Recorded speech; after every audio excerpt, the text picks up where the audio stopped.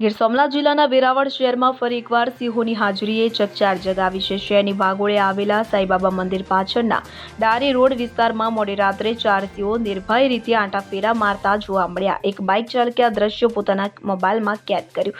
તેનો video social media પર viral થયો છે। મળતી માહિતી મુજબ 2 સિંહણ અને 2 બાળ સિંહો મુખ્ય માર્ગ પર બિંદાસ દોડાદોડી કરતા નજરે પડ્યા હતા। ઘટનાથી સ્થાનિક રહીશોમાં ભય અને ચિંતાનો માહોલ સર્જાયો છે।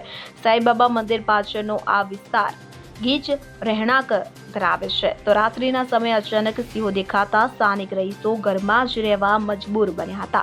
કેટલાક લોકોએ ઘરની છત અને બારણામાંથી સિંહોની હલચલ નિહાળી હતી, જ્યારે અન્યએ તરત જ વન વિભાગને જાણ કરી હતી। સદનસીબે કોઈ માનવ જીવ સાથે ઘર્ષણની ઘટના સામે આવી નથી। જોકે શહેરની અંદર સિંહોનું વારંવાર આગમન હવે ચિંતાનો વિષય બની રહ્યું છે। વન વિભાગના સૂત્રો જણાવે છે કે છેલ્લા કેટલાય વર્ષોમાં સિંહોની સંખ્યા વધવા અને તેમના વિસ્તરણ ક્ષેત્રમાં વધારો થવાને કારણે તેઓ ગ્રામ્ય તેમજ શહેરી વિસ્તારો તરફ પણ આગળ વધી રહ્યા છે। ખાસ કરીને રાત્રિના સમયે તેઓ ખોરાક અને પાણીની શોધમાં જંગલ વિસ્તાર છોડીને નજીકના ગામો અને શહેરોની સીમાઓ સુધી આવી પહોંચે છે। વેરાવળ શહેર ગીર જંગલ વિસ્તારમાંથી બહુ દૂર નથી, જેના કારણે આવી ઘટનાઓ વારંવાર નોંધાઈ રહી છે।